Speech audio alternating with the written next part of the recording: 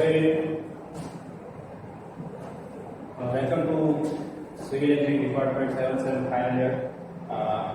I am myself Modi Akash, Civil Engineering Department Assistant Professor. Today we are discussing on irrigation engineering, on chapter on methods of irrigation. In this chapter, we include irrigation. What is irrigation, necessity, classification, factors, sprinkler irrigation and drip irrigation. Now, our main topic is what is irrigation. Irrigation is defined as process of artificially supplying water to soil for raising the crops. Our main two components, first is crop and second is water, and water is supplied to soil for raising the crops. A crop requires certain amount of water to grow at some fixed time interval throughout its period of growth. If the water requirement of crop is met by natural irrigation system or rainfall during the growth period, there is no need of irrigation. Second topic is the necessity of irrigation. The necessity of irrigation is what? Artificially supplying water is called irrigation. Then necessity of irrigation is first is inadequate rainfall. Second, non-uniform rainfall. Third, growing of number of crop during a year. Fourth, growing perennial crops, growing superior crops, increasing yield of crops, and last, insurance against drought. Third topic is factor affecting the irrigation. Factor affecting irrigations are soil characteristics is more affected on irrigation. Soil characteristic of land is to be considered. Then topography of area. Third is the available water supply. Fourth, type of crop and its classification or requirement. Size of stream supplying irrigation water. Amount of water required in each irrigation. These are the factors affecting irrigation of the crop. Now, we are moving on classification of irrigation methods. In this board, we show that major types are four types of major irrigation methods. First is surface irrigation, second is subsurface irrigation, third is sprinkler irrigation, and fourth is drip irrigation. Surface irrigation classifies into three main types.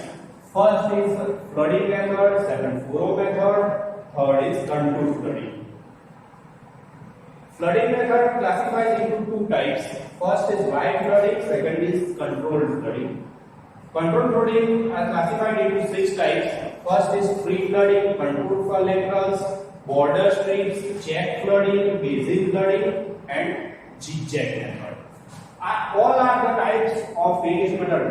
Mainly four types. One is surface irrigation, subsurface irrigation, sprinkler irrigation, and drip irrigation.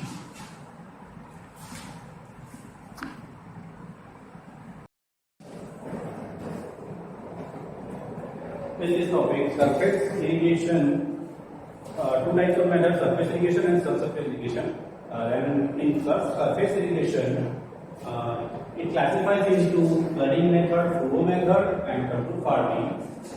Flooding method classifies into wide flooding, controlled flooding.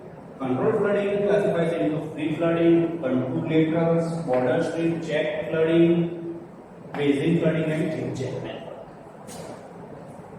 In detail, surface irrigation is mainly classified into flooding method. Wide flooding is the method which is earliest and most primitive method used in irrigation into the farm. In this method, water is applied by spreading it over the land prior to application of water, no land acquisition or preparation is done in the form of border of field of trees. The water is allowed to flow natural flow of the land. Then we show controlled flooding. Controlled flooding method is the irrigation water applied by spreading over the land in the form of prior investigation or prior control of the water of flow as well as the quantity of water applied. All the methods of control flooding require prior preparation of the land. Prior preparation of the land in which white flooding, whereas white flooding is not required prior preparation of the land. In the control flooding, we require proper supervision, proper masons, and proper preparation of the land when irrigation the water. The land is prior to be properly graded. Agricultural field are divided into small units by the levees. Levees called small ditches. In the controlled flooding, we classify the free flooding, controlled lateral, border strip, check flooding, basin flooding, and zigzag flooding. First type of controlled flooding is free flooding. Free flooding consists of dividing entire land into small levees. These are the levees. Small streets or small lanes. Number of filled channels is known as laterals. Number of laterals. These laterals may be either right angle to the sides of field at right angle to the contour line. Second method is contour lateral. This is the special case of free flooding. This is the special case of free flooding in which field of channel and lateral are aligned to the contour method or contour lines. Along the contour lines, irrigation is possible only side of the lateral, side of the lateral. Then third is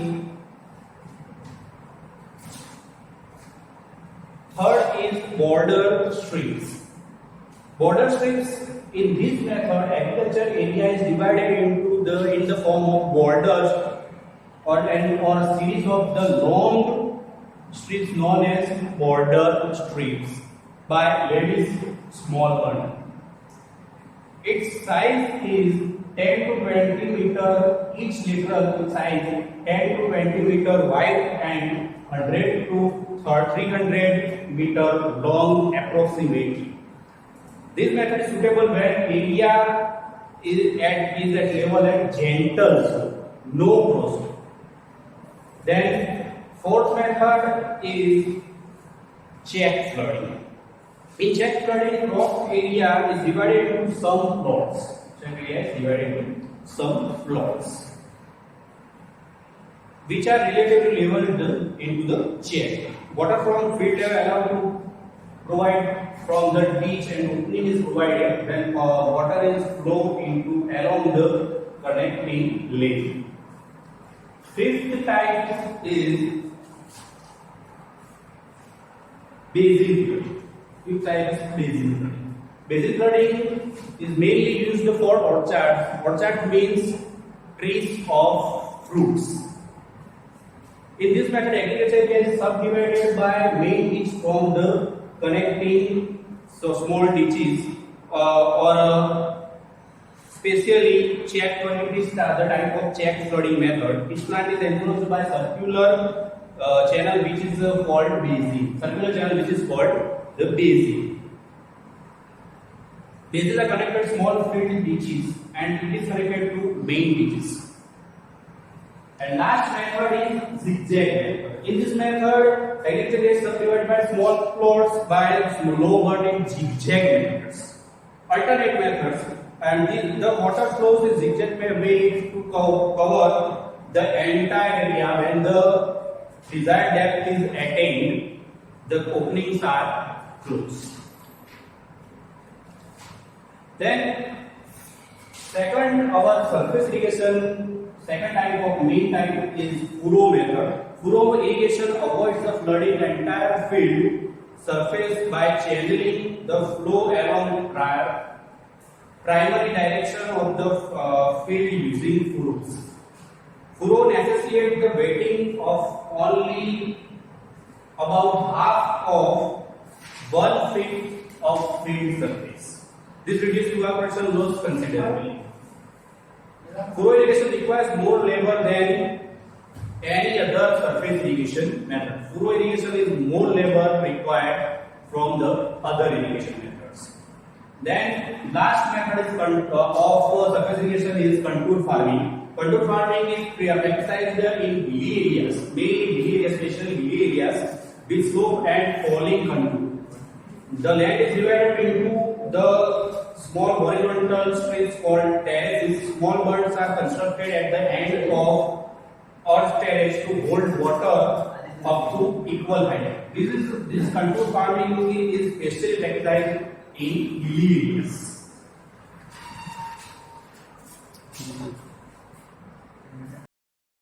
In this topic, subsurface irrigation, second type of irrigation system is subsurface irrigation. In subsurface irrigation, we provide the water in subsurface drip irrigation is provided irrigation of crop through buried plastic tubes containing a meter located to regular spacing.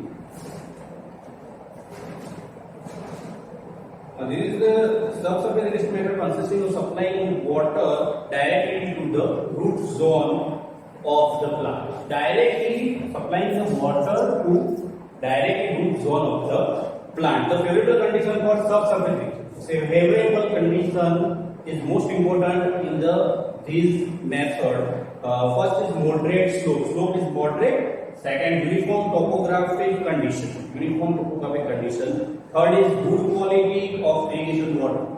This is free from the impurities. Fourth is impervious subsoil at reasonable depth. Third topic of irrigation method is sprinkler irrigation. Sprinkler irrigation is more common type of method is applying water which is similar to natural rainfall in the type form of drizzles. Water is distributed through a pipe in the form of usually pumping, and it is sprayed into the air through sprinkler tube that breaks up small water drops which falls to the ground. Each rotating is the sprinkler nozzle. It is rotating on the pipe. Then sprinklers have been used of all types of soil of land of different topography and slopes. And for many crops, the following conditions are favorable for the sprinkler irrigation. First is land which has steep slopes, easily erodible soil. Second is land with shallow soil, undulating land which prevent proper leveling required for the surface method of irrigation. Advantages of sprinkler irrigation. Advantage first is low water loss. Advantages are more important. First is low water loss, saving of fertilizer. Third is low soil erosion, uniform application of water. Disadvantages first is high initial cost. Initial cost is high due to nozzle, sprinkler, and other components. Poor application of efficiency due to weather conditions. High evaporation losses due to it sprays into the air. Physical damage to crop, a high intensity of spray. Then velocity is quite low. Then last method is drip irrigation. Drip irrigation is also known as trickle irrigation. It is one of the latest development method of irrigation which is more popular in the region facing scarcity of water. Then water is more over less than drip irrigation used in this manner. This method is first introduced in Israel country. In India, this method is more useful areas in our state Gujarat, Maharashtra, Kerala, and Karnataka. Trickle irrigation, then it is called drip irrigation system. Comprise main line, sub mains, lateral valves, emitter, dripper, pressure gauges, water meter, filters, pumps, filtration tank, vacuum breaker, and pressure regulator. Drippers are designed at desired rate. Drippers are designed at required rate 1 to 10 liter per hour directly to the soil. Drip irrigation advantages. The drip irrigation advantages are low water loss, same as sprinkler irrigation. Enhancing plant growth in certain method, plant yield, saves labor and energy. Labor is not required. More control weed growth, no soil erosion, and disadvantages main high skill of design, installation, and subsequent operation. High skilled labor is required, and clogging of small conduits and opening of emitter due to sand, and not suitable closely planted crops. Thank you.